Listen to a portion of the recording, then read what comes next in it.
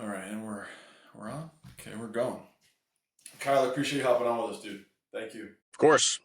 Happy to be here, fellas. Yeah, see you in the nice weather out in Florida. I'm jealous.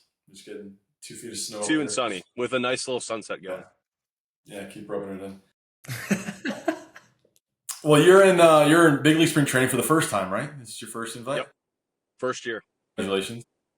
Appreciate it. Thank you. You were just saying before about how the days are just a lot more intense than what you experienced in minor league spring training. Is it what you expected? I mean, I'm sure you're enjoying yourself. What do you got? It's kind of not what I expected. I expected it to be kind of regimented. I mean, as you guys know, minor league spring training is kind of like that, where there's a sheet of stuff you got to get done. Like, do this at this block, do this at that block, do this at that block. But now it's just kind of like you show up, and if you want to do the work, you do the work. And if you don't, it's like, it's fine. As long as you do like your defense with your group and like hit on the field a couple rounds, you're fine. But yeah, the extra work is kind of optional, but it's kind of, I was telling you, it's kind of a good environment of like hardworking guys. So like the optional work is kind of like that college optional where it's like, it's kind of not optional because everyone else is doing it. And not to say like I'm gonna follow people based off what they do, but like it's kind of good to be in an environment like that where everyone's working hard, because it's just like it kind of gives you like a slap in the butt to like, you know, keep going and keep working even harder to like keep up.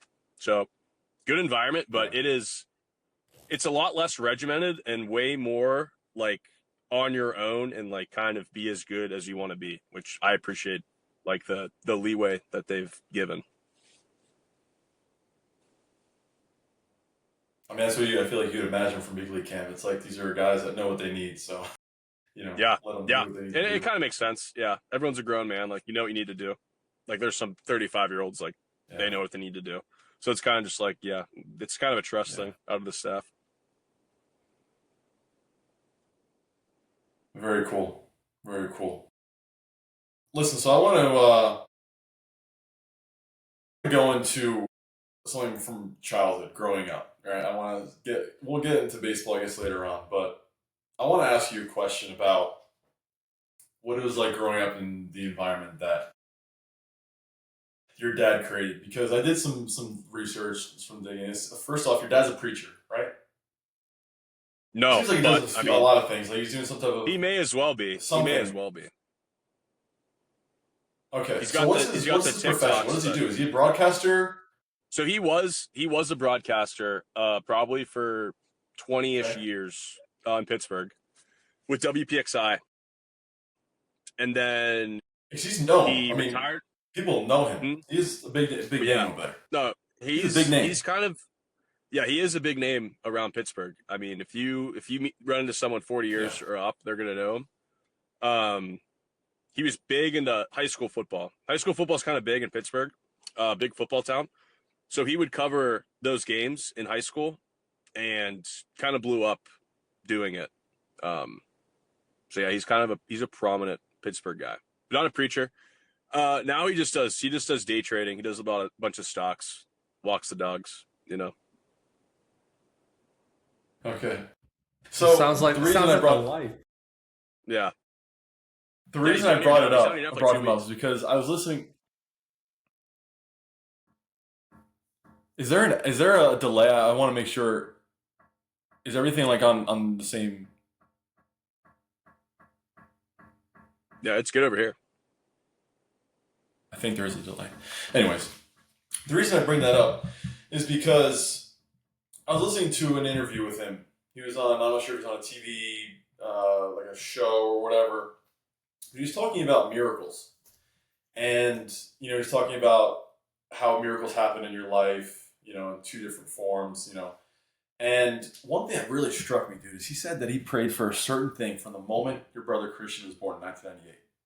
Okay? He said that he prayed every day that he would win a state championship in high school baseball. From the day he was born until it happened. I think your sophomore year it happened, correct? Yeah. Yeah.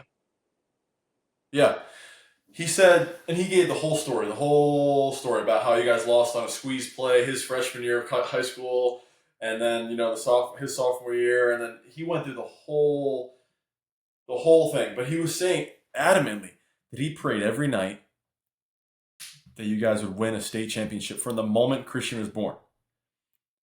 So obviously, sports are very important to him, and faith is obviously incredibly important to him. But growing up around, or let's say with someone like that, who's that like, I guess passionate would be the word, but that like blatant about what he wants, and like being that transparent. What was growing up in that environment like? Was baseball or sports like just pushed on you from a young age? What was that like? Yeah. And I mean, it's such a blessing growing up with parents who are like big in the faith, take it seriously. Because you're around people who don't have parents like that, and you can see like the repercussions it brings. And then on the flip side, you're around people who are around parents like that, and it's like, wow, like this guy or this girl was like set up to succeed, and like you can kind of look at their parents and be like, yeah, that makes a lot of sense. So I mean, I'm just so thankful that both my parents are just super into their faith, because it rubs off on you, it rubs off on the family. So being around a guy like that, like the leader of the household, to be so in his faith and so like trusting in God is super big. And I can credit a lot of my faith to my parents and my dad especially.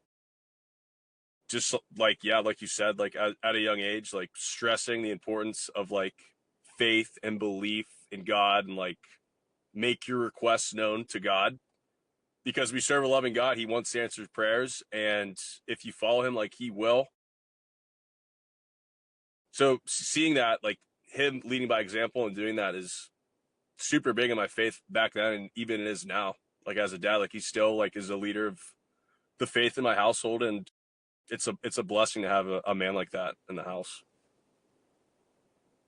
I think he said that he hasn't said a curse word in over like what 15 years. Oh, I he think he would said that never. on live Yeah, television. he would Yeah, never, ever. He would I never. admire that And man. if he Being if able to he would ever control your hear word is a very me strong or thing. any of my siblings say a swear word, he would freak out. Like he's one of those guys. He's just super old school. Yeah, respect. I don't know. I don't Yeah. know if I could go 20 minutes without it. Right? It's tough. On It's accident. tough. It's not even on purpose half the time. Yeah. Now being that deliberate with focusing on what you're saying is something that a lot of people don't value. You just kind of say whatever. If you really focus on what comes out of your mouth, you can save yourself a lot of trouble. Yeah. Amen to that. Amen. Power of life and death's in the tongue. Yeah. Going off of that, I I I want to ask you a certain thing. So to preface the question, I just want to point out two things. Your entire minor league career before last season, okay, from 21 to 24, you averaged 241. You had 215 hits, 19 home runs, and 27 stolen bases with an OPS of 737 cumulative, right? And then last year alone, you averaged 258. You had 123 hits. You had 28 home runs last year versus 19 your cumulative before. 38 stolen bases, and then you had OPS of 854. Okay, so that's your performance. And on an interview last year, someone was asking you about, off-season preparing and everything like that. And you said that last off-season was probably the least you picked up a bat. You hit the least that you probably ever have in an off-season last year going into that season. And you focus more on your faith and your relationship with God and growing that aspect of you. And I found that to be really interesting because I found a lot of things in my career as well that parallel with that, and just the experiences I've had. I want you to talk about that. How growing yourself internally, or maybe what you figured out, why you needed that, and how that really had that big of an impact on you. Where let's say the physical part, it was kind of secondary. You said baseball. You actually said baseball was secondary that offseason. Yeah. Sure was. Well, like you said, I mean, I was at a point in my career where, I mean, you're staring down at those stats, and the reality of it is you're playing twice a week max. You're towards the sun's starting to set on the career. Like, if I don't have a good year last year, like, I'm probably out. And I mean, I don't know what I'm doing, honestly. So, I mean, that hit me of like, this is, if I don't perform, like, this is it. And I mean, when you get to that point, it's like, I just surrendered that to God. It's like, I'm done here. Like, I'm staring at like an impossible situation. As you guys know, like when you set that standard of your first couple of years, you're not performing, like there's a book out on you, and it's almost impossible to break that, especially as a hitter. Like, obviously as a pitcher, you could show up and just start throwing gas, and then that helps a lot. But as a hitter, like, to break a book of like 3 years of performance it's really, really tough. So going into last off season, like, I was wondering what I'm going to do after baseball, because I mean, it was looking like baseball was not what I was going to be doing. I was in Double-A. There's obviously Triple-A and the bigs to go, and not that good of a year in Double-A. So looking at that season, it's like, well, this could be it for baseball. So going to that offseason, it was kind of just like a surrender of baseball literally to God, and putting him first. And yeah, I mean, I was at a food shelter probably more than I was at the cages last year, honestly. Just because that's where my heart was. Baseball is such a bad god. You hear it all the time. And there's just so much peace that I found through Jesus and through like a community of believers that I was in. And that surrendered, like, people say baseball is a mental game, and it so is. And when you can surrender the pressures of the future and just like pursue Jesus first, there's such a weight that's taken off mentally in baseball. It is unbelievable, especially as a hitter. Like, you step in the box and it's just like, this is like, the future is in the Lord's hand. Like, there's no amount of work you can do. There's no amount of preparation you can do to change the future, because our steps are already written. And when you can go into an off season like that, go into a season like that, go into an at bat like that, it's freeing mentally. Like, there's nothing I could have done to get the season I got last year. And I know for a fact, every time someone asks me, I know for a fact it was strictly God elevating me to that place. And I say that with such confidence because a week before I left for the season last year, I was going out of church, and some lady came up to me and just tapped me on the shoulder, and she goes, "The Holy Spirit told me that I have to tell you this right now. I don't know who you are, and I don't know what you do, but your career is about to explode, and you're about to be elevated to a platform where you can preach the gospel." And I was like, I don't think this is baseball. I was actually going to start a podcast like this with one of my buddies, like literally that week. So I told the lady, I was like, "Oh, that's cool. Like, I'm going to start a podcast here." Because in the back of my mind, I was like, I think baseball, like, I think it might be done here. I really do, because that was the trajectory of my career. And then I had that season last year, and I tell that story every time someone asks me what I did. I was like, it was literally trusting in God, surrendering baseball as an idol, and just pursuing the Lord. Matthew 6:33, seek first the kingdom of God and all his righteousness, and all these things will be added to you. Last year, I lived that biblical truth out. When you surrender your life to God, like, you're under a covenant where he will handle the things that he has for you, as opposed to trying to do it by yourself. I mean, looking back, I try to do it by myself and I can't. And now looking at what he did for me last year and looking at my future, like, anything I do, any kind of success or any failure, it is literally not me at all. Like, 0% me. And that's kind of the mindset I've taken in. I took it in last year. I'm taking into this year is kind of like, there's nothing I can do. There's literally nothing I can do to bring my success on the field. There's nothing I can do. And that's freeing. It's freeing mentally. And it that helps in and of itself. And that's not the reason for the success, but that is the truth, is there's nothing I can do. And that's the mentality I'm bringing every day. And that's the biggest mentality I brought from last year into that year.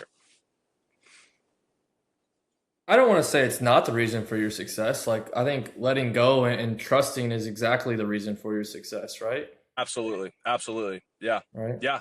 I mean, I could definitely say that when people say baseball is 80% mental, I mean, a surrender of baseball, you win the mental game. You win it. It's won. In that same interview I was listening to, you were asked what the biggest lesson you learned in the minor leagues were. And what you said was the biggest lesson, you said, the lesson I learned is it's an ebb and flow game. You're going to have your good games, and you're certainly going to have your bad games. You can't get too high or too low.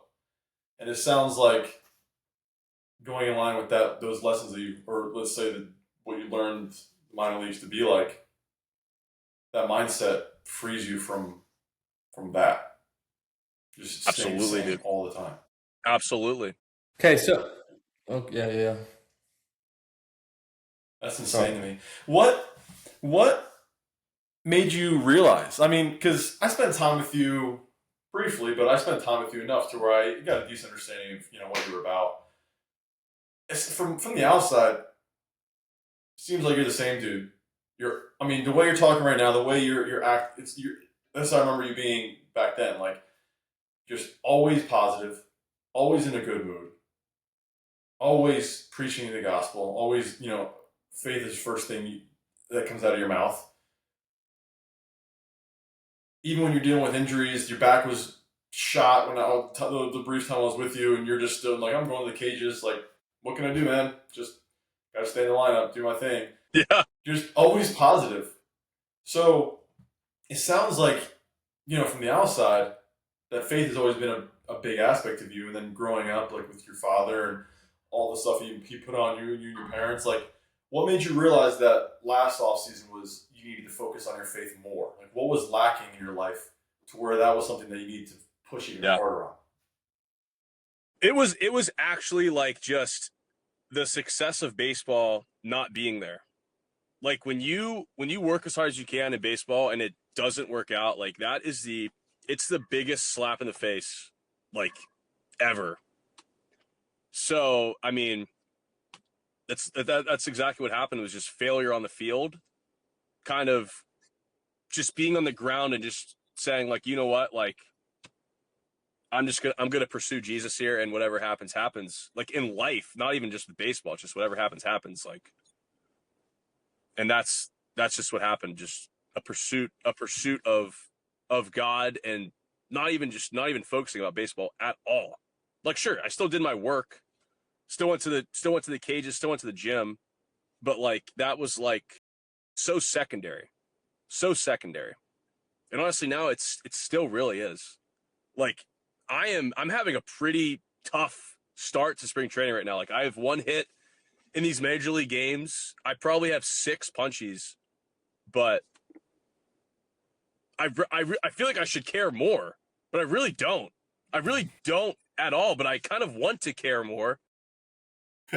Like, I just have that feeling like, what am I going to do? Like, there's nothing I can do to like change tomorrow, change the next day, other than just like put your faith and trust in God, because that's the only thing you can't. That's literally the only thing you can do.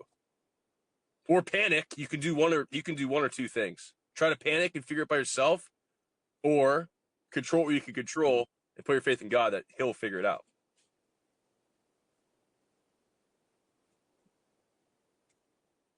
Now, That's gold right there. yeah, that's a lot of people need to hear that. Especially baseball players. Yeah, bro, baseball for sure. Well, like let's just like what he's saying is like you're pretty much you no longer put baseball first. Like yes, you're doing the work, you're preparing, you're putting yourself out there, but like at the end of the day, whether you succeed or whether you fail, like it's not falling on your shoulders because it's outside of your control. And like I Exactly. think that's genuine. Nail on the head. Yeah, I think that's genuinely everybody's problem. No, I don't want to say everybody's problem. I think that's a lot of people's problem whenever they get caught up in the anxiety and the stress and the lifestyle of that life. Yeah, and Like at the end you of the have day, to have that. Yeah, go ahead, take off.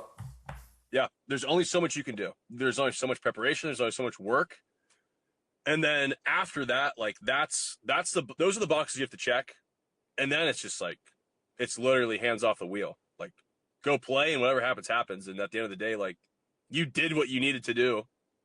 So like, what are you gonna do? Like, what are you gonna do? There's nothing you can do. You did what you needed to do, and that was it. That was the end of it. Right, and that's where your faith comes in, because then you're just trusting God with whatever comes in front of you. Exactly. And right You know, now, it's that's funny. 1 for 9 with like 6 punchies. But like, what am I gonna do? Sorry, I'm gonna show up and hit tomorrow. I'm gonna show up and hit.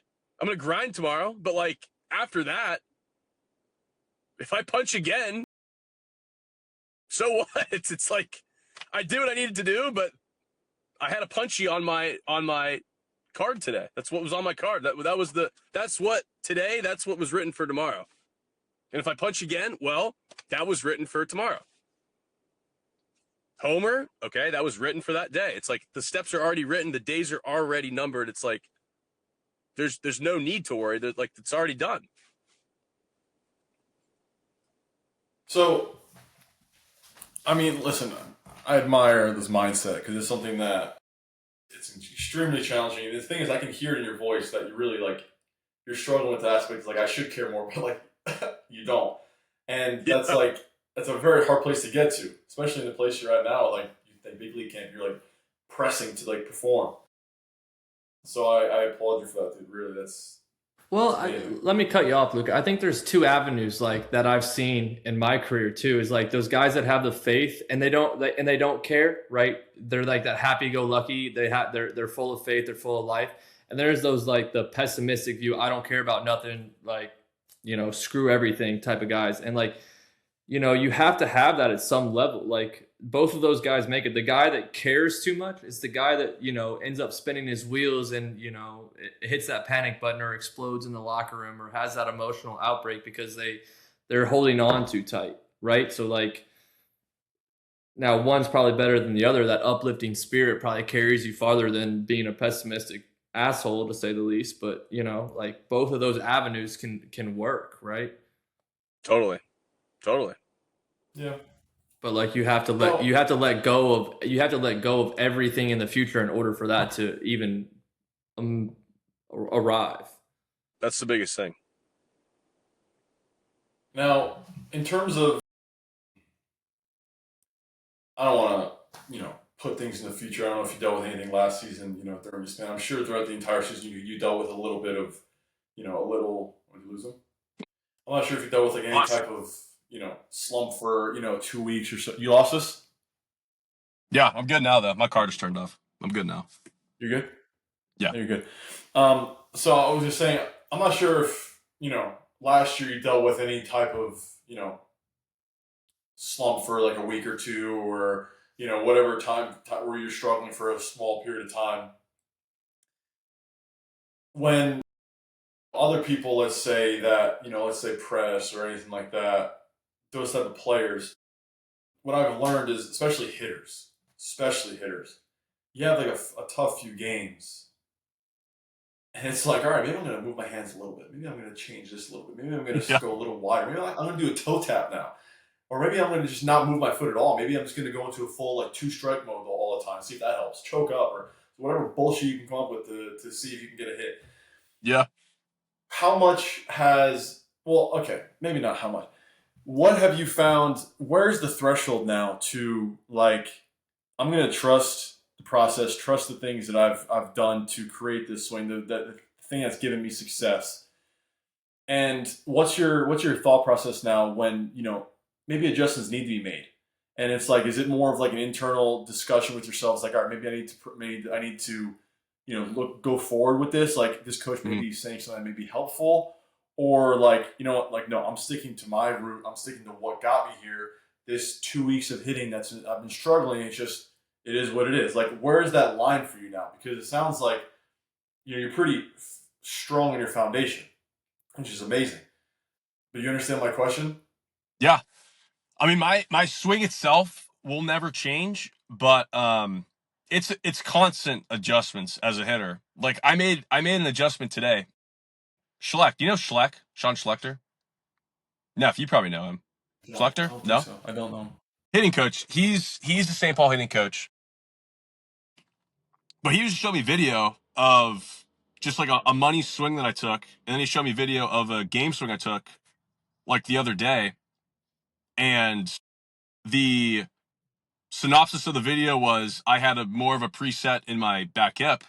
So today in the cage, me and him were just presetting my back hip. Like I'll make adjustments, certainly.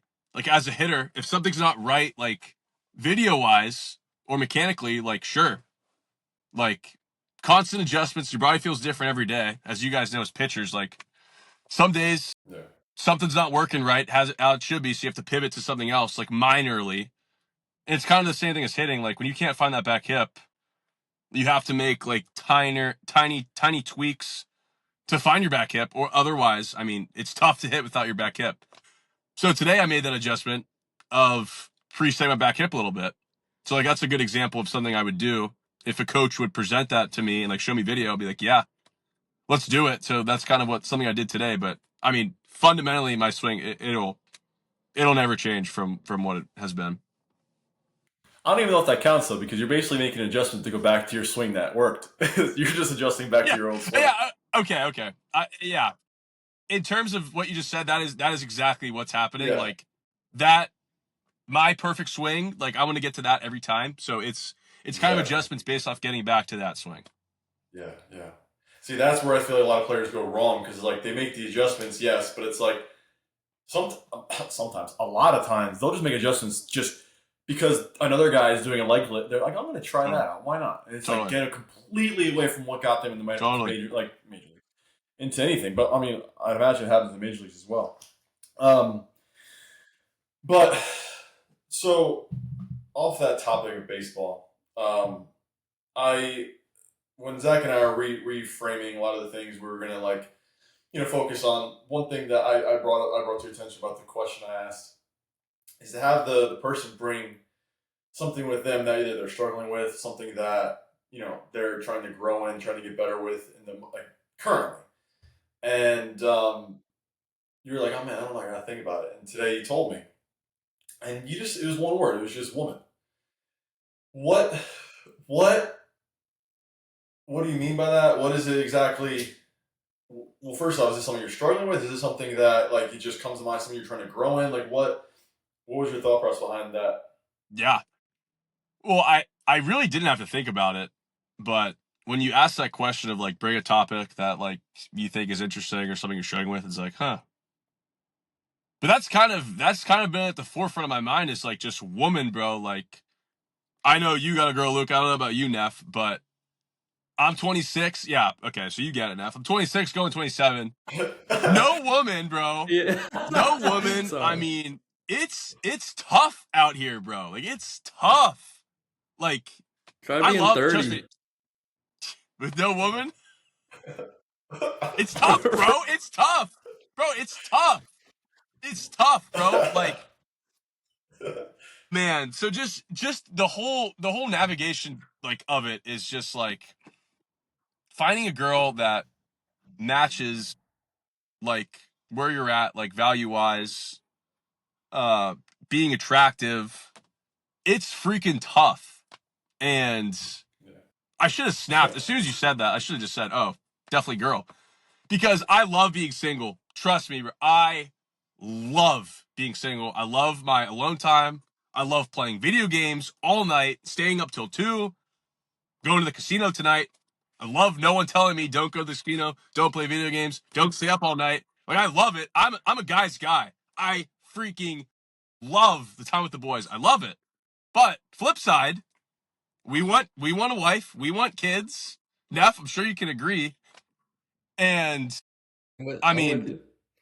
looking to my right and there's no one in my passenger seat. Like, it gets lonely sometimes. And Yeah. this is the point of the trusting in God stuff that I've been talking about. Of like, with a woman, it's like, I'm not on any of the apps. I'm not on Hinge, not on Bumble, any of this stuff. So like, I'm really just like, all right, God, like, what do you got for me? And I don't know. I got no one to my right, so it's tough. So that's something I got. That's definitely my topic. Is like, I don't know. It's a weird road to I navigate. I'm love sure it. you can attest, Neff. Listen, I appreciate you bringing that up. I really do. No, for real. But and like, with the apps and everything, like it is what it is, but like getting rejected in person is so much different. Oh my gosh, bro. Dude, I got a story It's for you like, guys. Listen to this. uh, So I'm the Yeah. church guy. Like, I'm the church guy. And some girl is singing at a Christmas Eve service, and she is just unbelievably gorgeous, crazy good singer.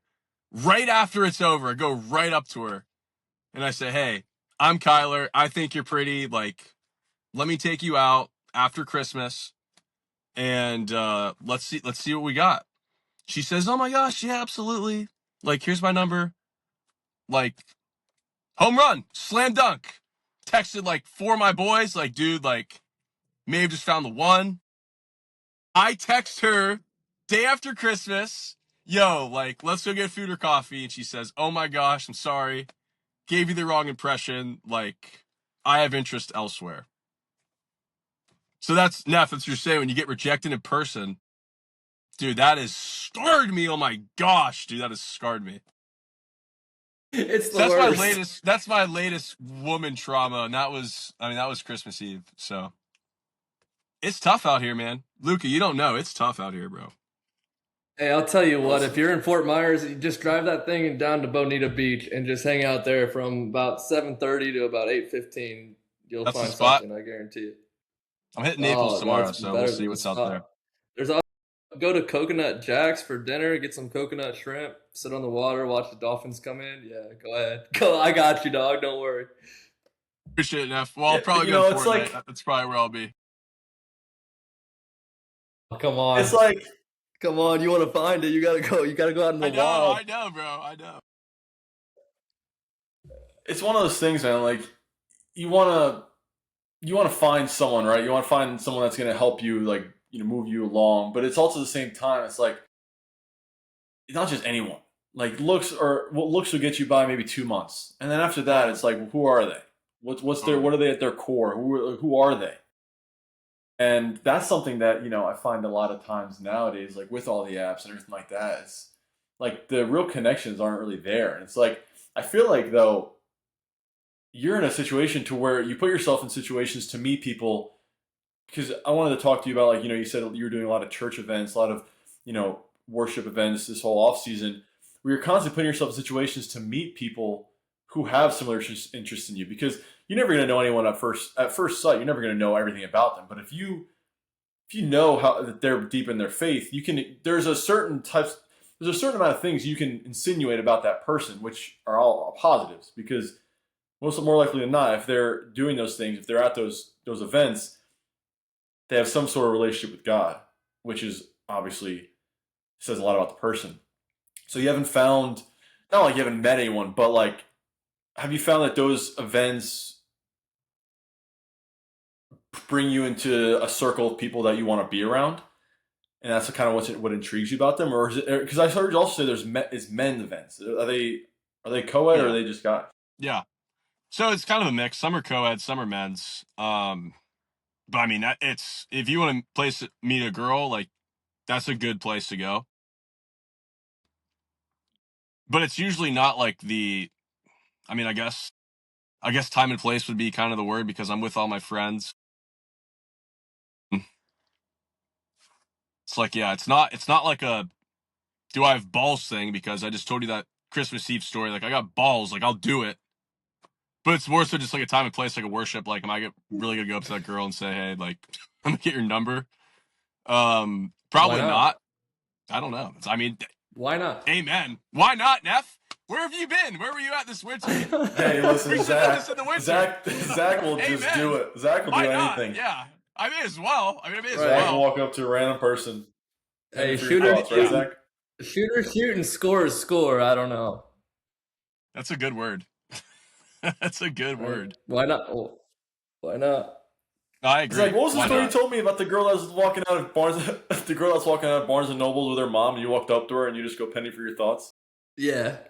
So I was in Naples, Florida, I think, and I was at Barnes and Noble, and I just checked out a book. I don't even know what book I got, and I just was like in that, like, I don't know, I was out in left field, just screw it, just whatever happens. And I had like a penny, and I was like, hey, like, I just walked by her, I was like, a penny for your thoughts, and we got to do like a I don't know, 5-minute conversation, and I was like, hey, you want to go like grab dinner? And she's like, I'm actually meeting my mom here, and I was just like, all right, whatever, and then I just kept on with my day. That's alpha out of you. Respect. That is respect. That is respect. But again, I get rejected a lot, or have. Cold world, man. I don't really shoot. Cold world. I don't shoot many shots anymore. Yeah. Yeah. I mean, I'm kind of in the same boat. Kyler, Like, I got a I'm not crazy like, story for you. shots. Yeah, go ahead. I got a crazy story for you. So I've never been Zach. Zach knows this. I'm not the the most talkative person when it comes to, like, woman, people that I don't know. I talk a lot. If you know me, don't get me wrong. Like, you'll want me to shut up. But in terms of approaching stuff like that, I was never that person. It just never was me. Yep. I'm an introvert at Sure. heart. So I went through like a 3-year span where I was single. Nothing to do with the relationship. I was just focused on myself, getting closer with God, yes, but it was more of like a foundational thing in terms of my core, and I found God through that. It wasn't like I was seeking God and I found myself second. But I was on that journey, and of course, there's relationships that you make with women throughout that, and you're gonna see people, you're gonna approach them. But dude, I always had this thing where it was just like, I'm not going to. No, I'm not gonna approach them. You always come up with some excuse, right? It got to a point where I remember I was at the gym one time, a girl I saw like relatively often at the gym, and I was like, I'm gonna say something to her. And I saw her, didn't say anything. Saw her a little later in the gym, that like later on my workout, didn't say anything. Like 3 or 4 times went on. Yeah, and I didn't say anything, right? Okay. So it finally got to a point where I was really frustrated. Not because it was like, oh, you need to go talk to a girl. It's just a matter of like, you have this perception of yourself, right? You want to feel like, think you're the alpha, you're this big time, big shot. But then you can't go talk to a girl. It's like, really? So I was like journaling about it. I was pissed at myself, like calling myself names. Like, I remember this. Yeah, I was pissed.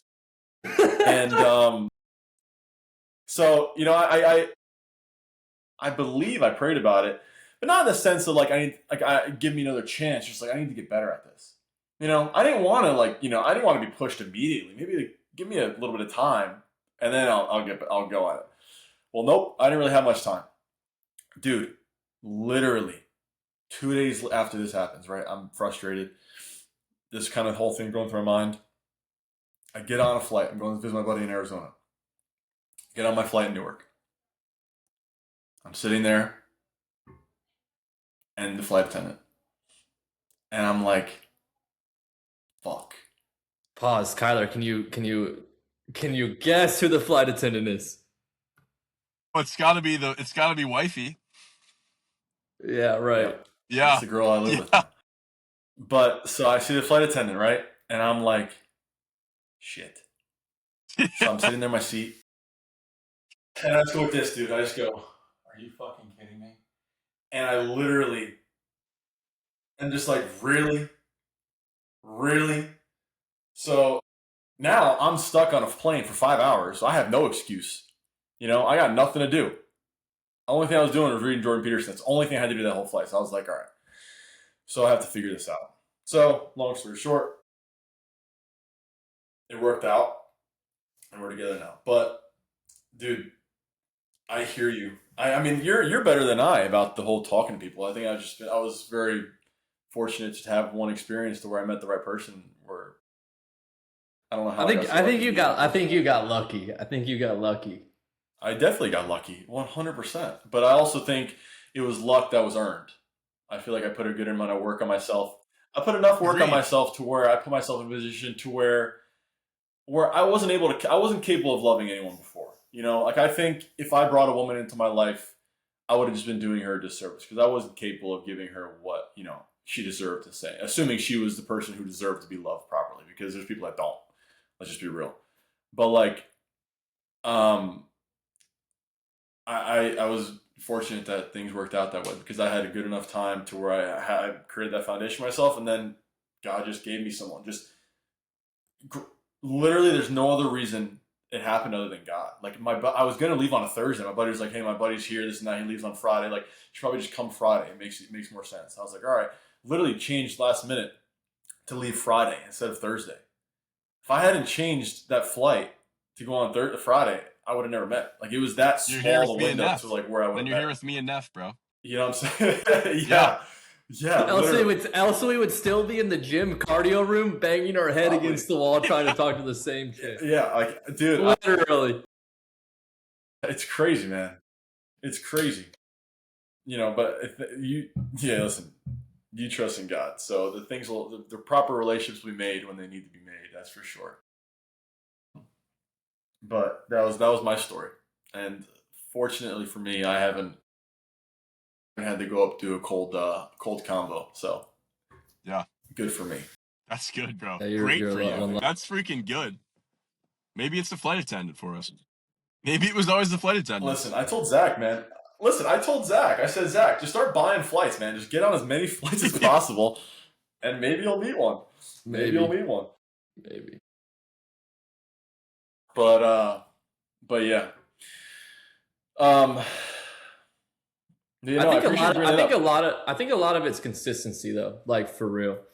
Like I think the relationships that I had or in the past, like have all stemmed from like showing up to the same place over and over again. So like Luke and I talked about this, I don't know, a couple of weeks ago. It's like put yourself in like places that you want to be or want to be seen. So like your church groups. And like that's kind of why I said why not like there. Like you find a girl that's like piques your interest there, like I think it's going to take off, right? Because you're going to have similar interests. You're going to talk about the same things, X, Y, Z. So it's like, I told Luca, I was like, I need to go to Barnes and Noble more. I need to go to like coffee shops more and just go do my thing. Bring my stuff, go write, go read, go longboard, go do whatever I enjoy. And then like God's timing will have an intervention.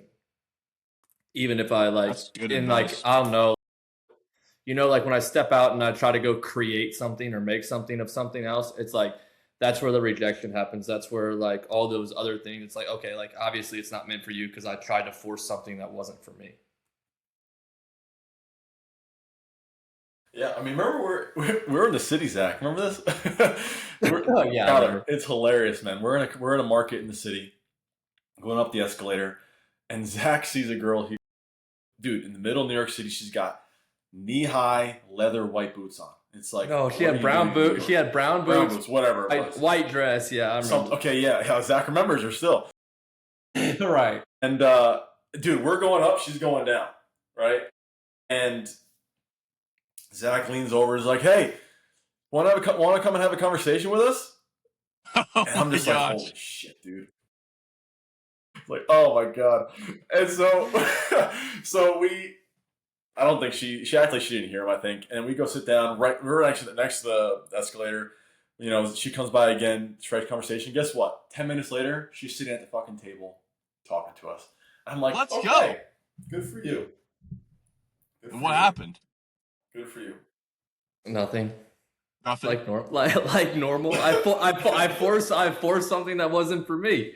Literally. Yeah. But it was funny. But it was like, I think it was during that time. It was like I don't know.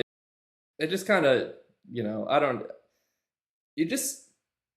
read this book the other day and it's still like, I'm still stuck on it. Like if you're not thinking it's called Don't Believe Everything You Think. So like when I'm not thinking and I just blurt something out, like I feel like, I don't want to say it's divine, but it's like a thought from God, right? So it's like, I just trust my instincts, and like if something happens from that or something is created from that, then it's okay.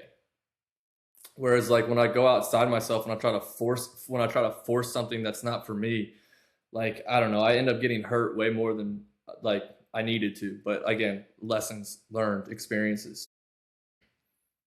Yeah, I would say that little voice is probably the Holy Spirit. I mean, conscience, Right. call it whatever you want, but I think that's the Holy Spirit just like leading you in your decisions, leading in your life, and the more you can like actually know what that voice sounds like and listen to it and follow him, like probably good things are gonna happen. So Dude, that's I'm so begging for a whisper that's for a girl. so I hope I true. get a whisper from a girl. Say, hey, that's her. So Well, true. you I'll gotta listen, bro. well, go to the Bonita, go to Barefoot Beach like once a week on a schedule, like every Thursday or every Wednesday, one time a week, and just start going there. Or go to a Bible study. I don't know. Just what you gotta do something consistently over the course of time to give It's a good yourself a strat. chance. It's a good strat. Give I'll yourself tell you a what, chance. though. Listen, if I can give myself any type of advice before, based off how my experience went meeting Tally, I would say put myself in situations to where I'm not put in a position to meet whoever girl I'm pursuing in a hedonistic way, where pleasure is at the forefront of my eyes.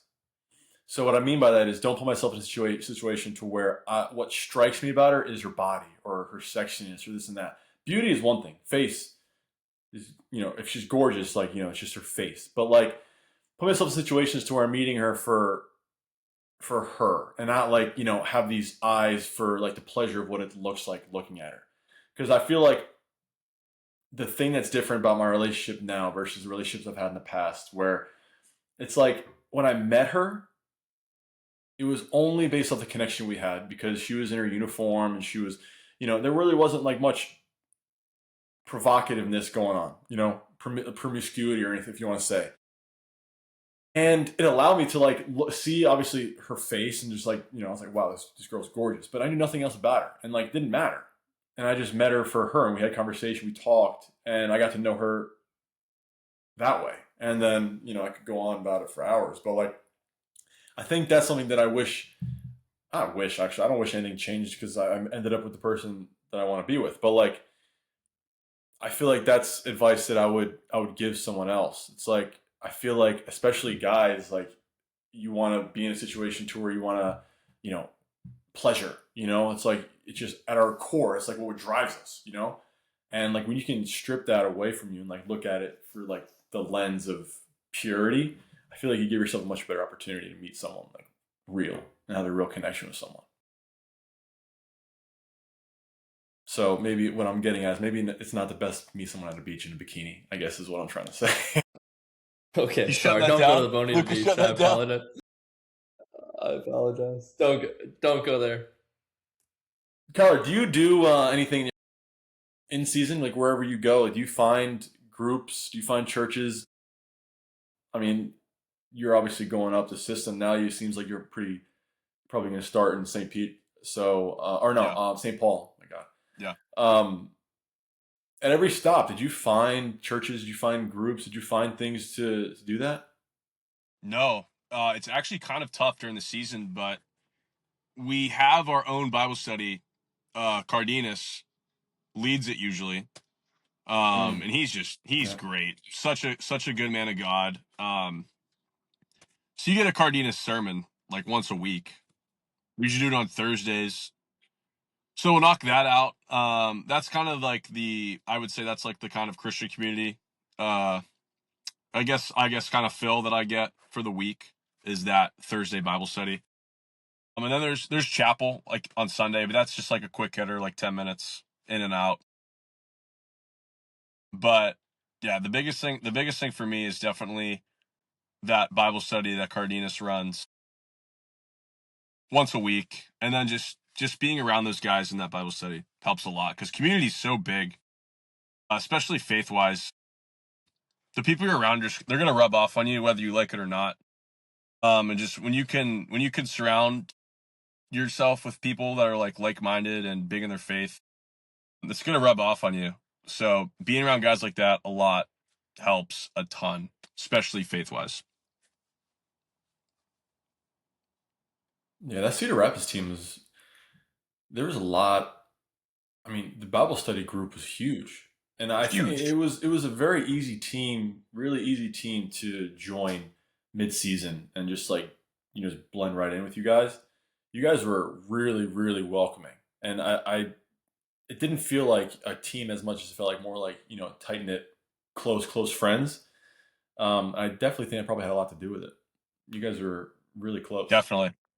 Yeah. I mean, I've heard a lot of just people from other organizations, and they always say that like the Twins is like, it's kind of a very Christian centric organization. Like there's a lot of good people in the Twins org.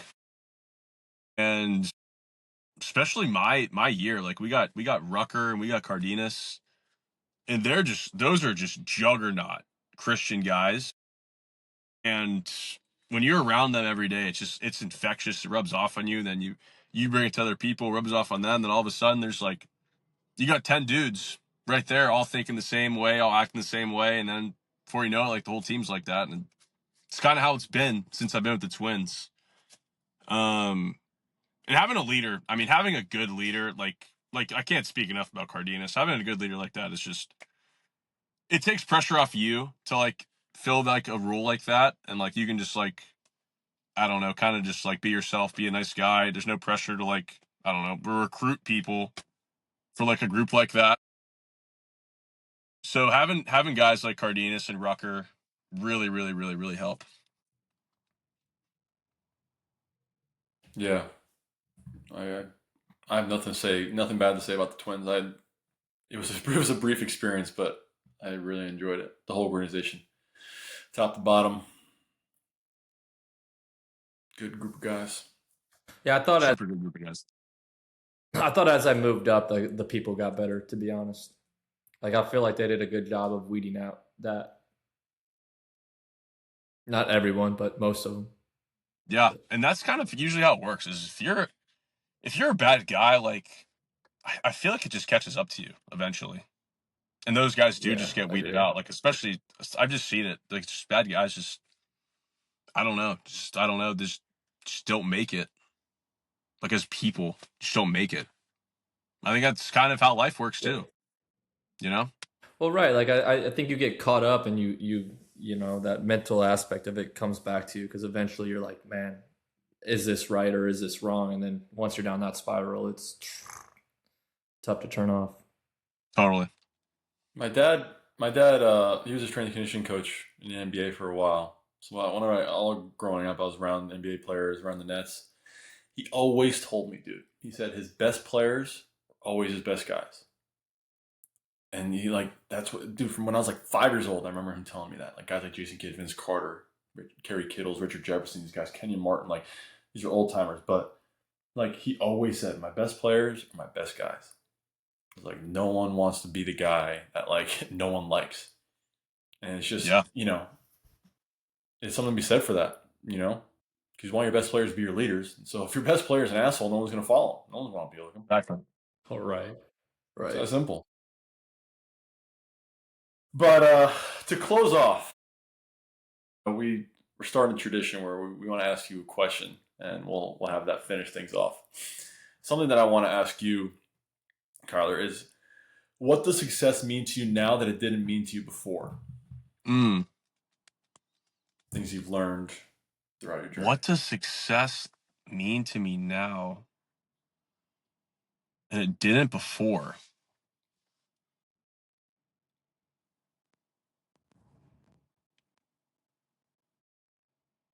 Bro, that's a really good question. I mean, I don't know if the success has changed my mind. I mean, obviously the success would be making the major leagues. I don't know. I mean, I feel like the success now, it would probably just mean so much more as opposed to when it did back then, because I remember being good at baseball, and it's like you feel like you're on top of the world, obviously, but like I don't know.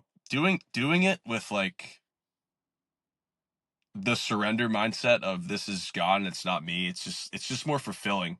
And it's like a lasting, like it just lasts. Like there's that hills and valleys thing you're saying, like I am still in that victory mindset of last year, even though right now, like I have one hit and I've punched like literally every day. Like it still feels like I am on that mountaintop because I'm walking step for step with God right now. And it's like it doesn't matter what I do on the field. And getting that success with that mindset, it's fulfilling. Looking back at success, it's kind of like you get success and you're like, wow, I need more, I need more, I need more. It's not enough. Like I need more. Like you get 4 hits and then the next day it's like, okay, I need 4 more hits. I need 4 more hits. Like you never want to leave that place, which obviously you never want to do. But now it's like, get to that place, it's awesome. But then when you're not in that place, like right now, it's like I'm genuinely so surprised. Like I can't believe how I'm feeling right now and the stats I've put up the first 2 weeks I've been here. I can't believe it. But it's just where I'm at. So like the success now, as opposed to success from the past, I would say it's just longer lasting, honestly, more fulfilling. I'm doing the work. It's not my work. It's the Lord's work. That's what I'm doing when I succeed, and that's what it feels like. Amen. Kyler, appreciate you having on, dude. Dude, Really amazing. Heck yeah. appreciate it. That was awesome. That was awesome. That was a great conversation. Nice to meet Appreciate you you officially. opening up. Yeah, you too, Neff. Let's run it back Also, mid-season. I feel like there's fellas. something to be said. All right, let's do it. I feel like there's something to be said, Kyler. Also, you've experienced what it feels like to be at the top in college and like getting signed and all that. And I feel like now you've experienced a little bit of what it looks like to struggle for an next period of time. So Oh yeah. seeing you back up top, I'm sure it only feels amazing, but I'm sure it gives you a different level of appreciation maybe for it. But I mean, I wish you all the best, dude. Big fan of yours. You're the same every day. Brief time I spent with you, nothing but positive things. I really wish you all the best. Hope everything goes well. Appreciate it, bro. I love you, bro. Good luck. I really do, bro. All right, dude. Have a good night. All right, gentlemen. God bless you, fellas. Honestly, dude, anytime you guys want to run it back, just hit me up. All right, I'd we'll love do. to have you on. Love to. All right, gentlemen. Peace. That was fun. Peace See out. you guys.